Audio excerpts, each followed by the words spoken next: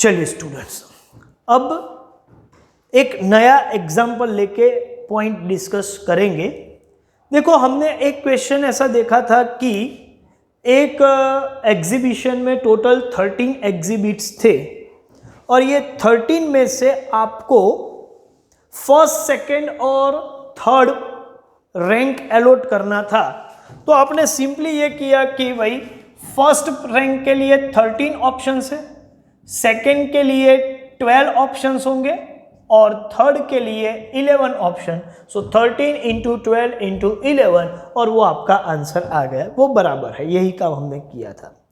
अब situation change हो रही है कि मान के चलो कि 5 ऐसे कैंडिडेट है जिन्होंने किसी स्पोर्ट्स इवेंट में, मान के चलो खेल महाकुंभ में 5 कैंडिडेट है जिन्होंने 3 इवेंट में या 3 स्पोर्ट्स में पार्टिसिपेट किया हुआ है। खेल महाकुंभ की 3 इवेंट में, पांचों ने 3 इवेंट में पार्टिसिपेशन किया हुआ है।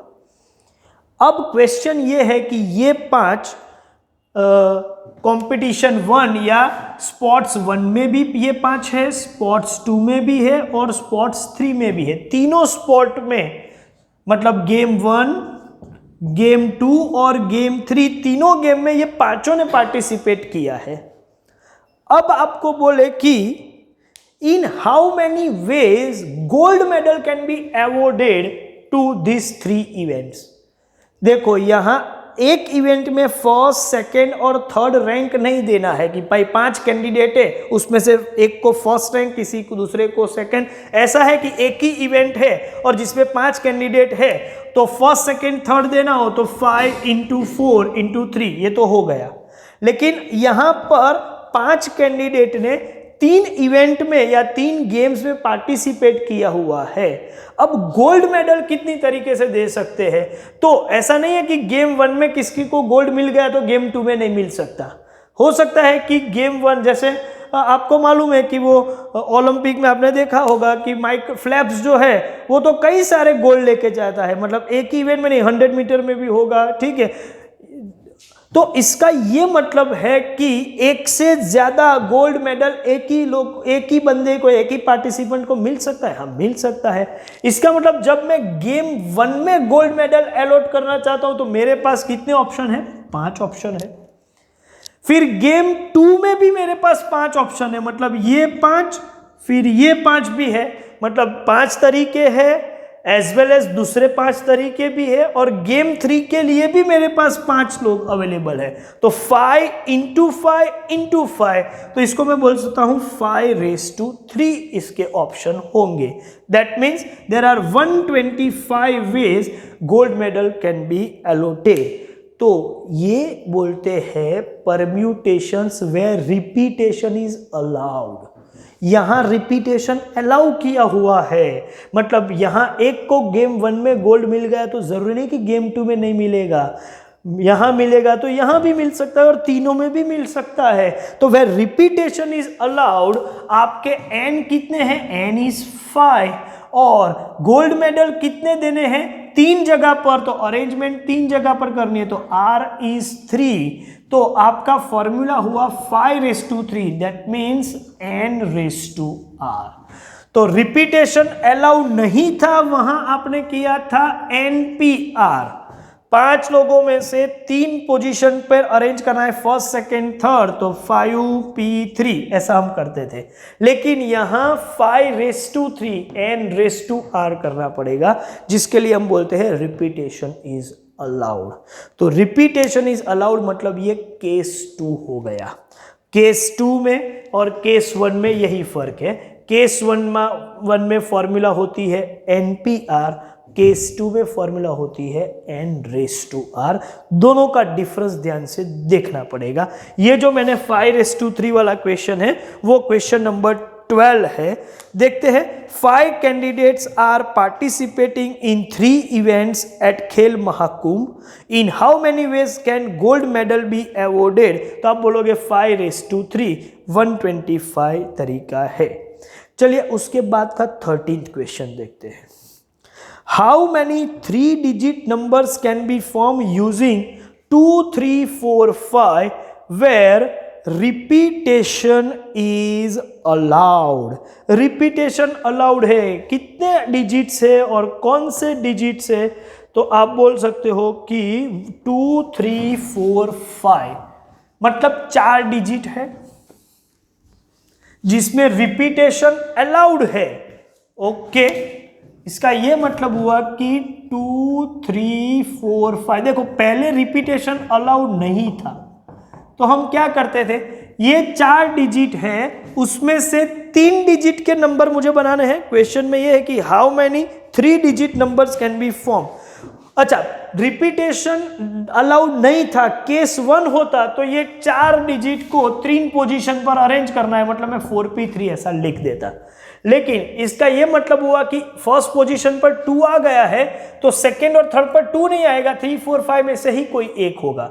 लेकिन यहाँ तो 2 यहाँ फर्स्ट पोजीशन पर लिए तो सेकंड पर भी और थर्ड पर तीनों बार भी ले सकते हैं, कोई भी 2 बार और कोई भी नंबर ले सकते हैं, मतलब 3 भी 2-3 बार आ सकता है, 4 भी 2-3, मतलब रिपीटेशन इज अलाउड। तो ऐसे केस में आपको 4⁻3 क्योंकि 4 डिजिट का यूज करना है 3 पोजीशन पर और हर पोजीशन पर रिपीटेशन अलाउड है, तो 4⁻3 n⁻r वाला फॉर्मूला यूज करेंगे और आंसर आएगा 16 × 4 64। तो आपको यहां पर 64 लिखना है। और 14th क्वेश्चन देखते हैं, हाउ मैनी नंबर्स एक्सीडिंग, ये क्वेश्चन थोड़ा इंटरेस्टिंग है, exceeding 324 can be formed using digits 1 2 3 4 where digits can be repeated in number so form. चलिए, रिपीटेशन अलाउड है। मैं फिर से ये क्वेश्चन को फॉर्म कर रहा हूं, ध्यान से देखिएगा क्या है।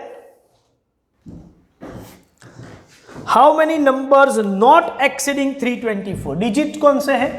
डिजिट्स है 1 2 3 and 4। Repetition is allowed, repetition is allowed. Okay, और एक्सीडिंग 324, मुझे जो नंबर डिजाइन करना है वो 324 से ग्रेटर, जैसे पहले एक क्वेश्चन किया था हमने लास्ट वीडियो में 7000 से ग्रेटर, इस तरीके का। चलिए, 4 डिजिट का जो नंबर है तो वो 4 डिजिट के तो सभी नंबर 324 से तो ग्रेटर ही होंगे। तो एक केस है 4 डिजिट नंबर्स, तो 4 डिजिट नंबर्स तो सभी 324 से ग्रेटर है, तो 4 डिजिट के कितने नंबर में डिजाइन कर सकता हूं? आप बोलोगे सर 4p4 नहीं, रिपीटेशन इज अलाउड, मतलब 4⁻4, तो ये हो गए 256। 4 डिजिट के तो सभी आ गए, ठीक है। अब एक काम करते हैं, 324 है तो 4 डिजिट के बाद मैं लेता हूं 3 डिजिट, 324 से ज्यादा नहीं, ओके सॉरी भाई, 324 से कम वाला क्वेश्चन है, ग्रेटर देन नहीं, not exceeding 324। Okay, not exceeding है तो 324 से कम है तो एक डिजिट के तो कम ही रहेंगे, और एक डिजिट में तो 4 में से कोई भी एक डिजिट ले लो तो 4⁻1, रिपीटेशन इज अलाउड वो केस में, तो इसका मतलब होगा टोटल 4। 2 डिजिट के, ऑफ कोर्स 2 डिजिट के भी सभी 324 से तो कम ही है, तो 2 डिजिट के 4 में से 2 पोजीशन पर और रिपीटेशन इज अलाउड, तो 4p2 नहीं लिखेंगे, 4² लिखेंगे, तो 16। 3 डिजिट में प्रॉब्लम हो सकता है, लेकिन 3 डिजिट में स्टार्टिंग विथ 1 है, स्टार्टिंग विथ 1 को मैं फर्स्ट पोजीशन पर रख दूं, बाकी की 2 पोजीशन पर कुछ भी रखूं तो वो 324 से तो कम ही होगा। तो स्टार्टिंग विथ 1, तो 1 को मैंने फ्रीज किया हुआ है, लेकिन इसका ये मतलब नहीं कि मैं बाकी की 2 पोजीशन पर 1 नहीं ले सकता, ले सकता हूं, मतलब अवेलेबल डिजिट तो मेरे पास 4 ही है और 4 डिजिट के लिए 2 पोजीशन है, लेकिन 4p2 नहीं, रिपीटेशन इज अलाउड, मतलब 4², तो ये भी 16 होगा। 2 को फ्रीज करूं और बाकी की 2 पोजीशन पर जिसको रखना है रखूं तो वो 324 से तो कम ही होगा। हाँ, लेकिन बाकी की 2 पोजीशन के लिए अवेलेबल तो चारों डिजिट है और वो चारों डिजिट में रिपीटेशन भी अलाउड है, तो 4p2 नहीं होगा, 4 स्क्वायर होगा, मतलब ये भी 16 हो जाएगा।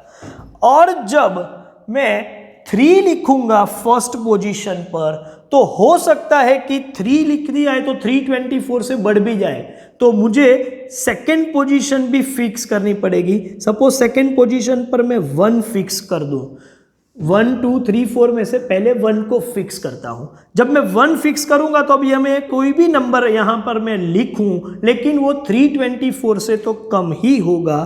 तो कितने पॉसिबल नंबर्स डिजिट्स अवेलेबल है? 4 डिजिट्स अवेलेबल है और एक ही पोजीशन है, तो मैं 4:1, तो इसका आंसर भी 4 होगा।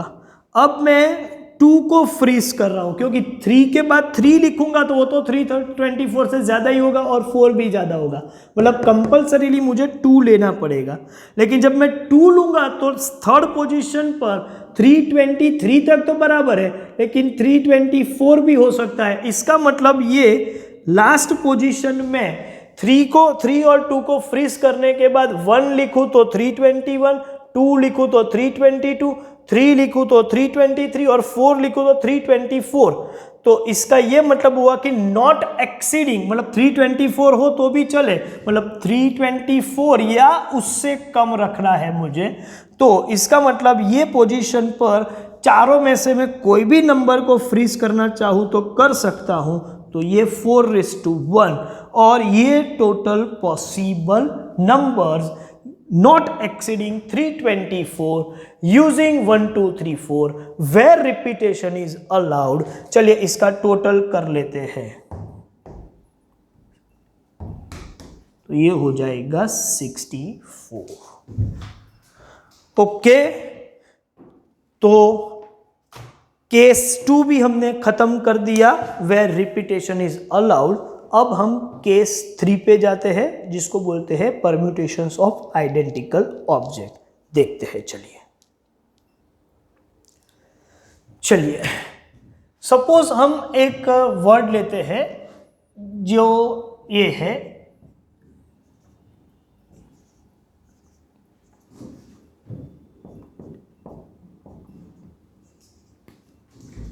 ये है इंटरेस्टिंग और काफी इंटरेस्टिंग है समझने के लिए। चलिए कितने लेटर्स है इसमें, तो आप बोलोगे सर 1 2 3 4 5 6 7 8 9 10 और 11। ये जो 11 लेटर्स है उसको मैं आगे पीछे अरेंज करूं तो कितने वर्ड्स बन सकते हैं? आप बोलोगे सर सिंपल है, वो तो हमको मालूम ही है, 11p11, that means 11 factorial. Yes, you are correct, लेकिन नॉट परफेक्टली करेक्ट, क्योंकि ये जो 11 फैक्टोरियल के अरेंजमेंट है उसमें ऐसा होगा कि जो n सेकेंड पोजीशन पर है और एक n 10th पोजीशन पर है, लेकिन ये n सेकेंड वाला 10th पर आ जाए और 10th वाला सेकेंड पर आ जाए तो भी ये एक अरेंजमेंट तो मानी जाएगी, लेकिन नया वर्ड नहीं बनेगा, तब भी ये वर्ड तो इंटरेस्टिंग ही रहेगा। How many words can be form बोले तो इंटरेस्टिंग दूसरी बार आएगा तो वो नया वर्ड नहीं है, इंटरेस्टिंग तो इंटरेस्टिंग ही रहेगा। तो कितने वर्ड्स आप बना सकते हो? तो ये आइडेंटिकल ऑब्जेक्ट है और आइडेंटिकल ऑब्जेक्ट की पोजीशन, सपोज सेकंड पोजीशन पर n और थर्ड पोजीशन पर मैं n रखूं और थर्ड वाला n सेकंड पे आ जाए और सेकंड वाला थर्ड पर आ जाए तो भी जो वर्ड रहेगा वो तो सेम ही रहेगा। उसी तरीके से फोर्थ पोजीशन पर जो e है और सिक्स पोजीशन पर जो e है उसको मैं फोर्थ वाले को सिक्स्थ पर ले जाऊं और सिक्स्थ वाले को फोर्थ पर ले जाऊं तो भी इंटरेस्टिंग वर्ड जो है वो तो इंटरेस्टिंग ही रहेगा। तो ऐसे तो कई सारे सर अरेंजमेंट डिस्टर्ब हो जाएंगे। यस, तो इसका मतलब है कि इनमें से जो जो आइडेंटिकल है वो आइडेंटिकल वालों के जो अरेंजमेंट है वो रिमूव करने होंगे, क्योंकि वो रिपीट हो रहे हैं और रिपीटेशन हो रहा है, सेम वर्ड बन रहा है, तो उसको तो काउंटिंग में हम नहीं ले सकते। तो ये 11 फैक्टर में कई सारे ऐसे हैं।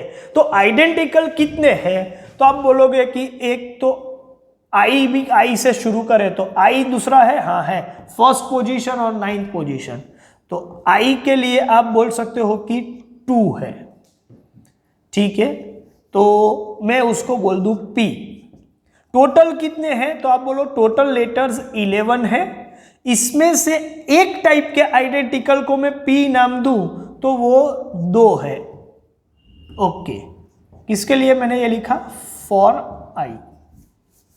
चलिए फिर दूसरे टाइप का आइडेंटिकल, तो n की बात करें तो n भी 2 है, तो मैं q इक्वल्स टू 2, किसके लिए, फॉर n।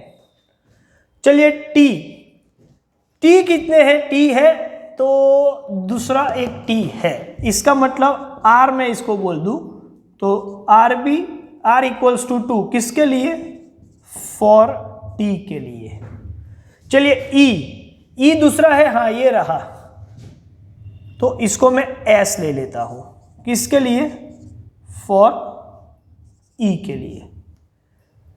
r फिर से आ रहा है, नहीं आ रहा है, e वो तो मैंने ले लिया, s फिर से आ रहा है, नहीं आ रहा है, t वो ले लिया, i आ गया, n आ गया, g फिर से नहीं आ रहा है।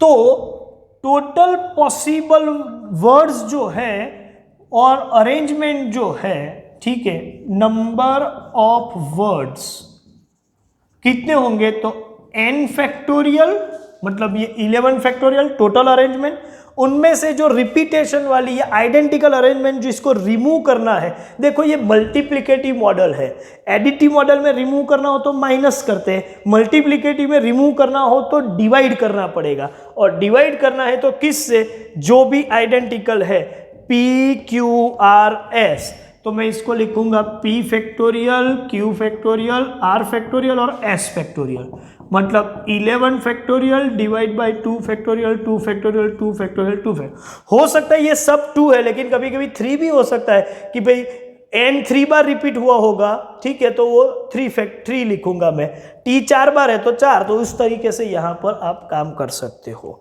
दैट मीन्स इसका जो भी आंसर आए मैं उसमें नहीं जाने वाला, लेकिन रूल ये है कि आइडेंटिकल ऑब्जेक्ट्स के परम्यूटेशन में आपको जो जो आइडेंटिकल जितनी बार रिपीट हो रहे हैं और जितने आइडेंटिकल है उनका एक ग्रुप बना के वो हर आइडेंटिकल नंबर के फैक्टोरियल से उसको डिवाइड कर दो, तो आपको आंसर मिल जाएगा। चलिए, तो ऐसा क्वेश्चन है। 15th क्वेश्चन में 3 क्वेश्चन है, assassination, engineering and calculus. Suppose मैं कैलकुलस की बात करूं, 1 2 3 4 5 6 7 8, n इक्वल्स टू 8। चलिए c कितनी बार रिपीट हुआ है, तो c 2 बार रिपीट हुआ है, तो p इक्वल्स टू 2, किसके लिए भाई, फॉर c के लिए। फिर a तो रिपीट नहीं हुआ है, l, हाँ l भी 2 बार रिपीट हुआ है, तो q इक्वल्स टू 2, किसके लिए भाई, फॉर l। फिर u भी 2 बार रिपीट हुआ है, तो r equals to 2, for u। और आंसर क्या होगा, 8 factorial divide by 2 factorial, 2 factorial, 2 factorial, तो total possible arrangement with identical object, तो आप इसको इस तरीके से लिख सकते हैं। चलिए, तो मैं आपको बोलूं कि 15th क्वेश्चन के बाकी के जितने क्वेश्चन हैं वो आपको खुद कंप्लीट करने होंगे, तो अप टू 15 अभी सब कुछ आप खत्म कर दो। यहाँ पर हम सेशन खत्म करते हैं। Thank you very much.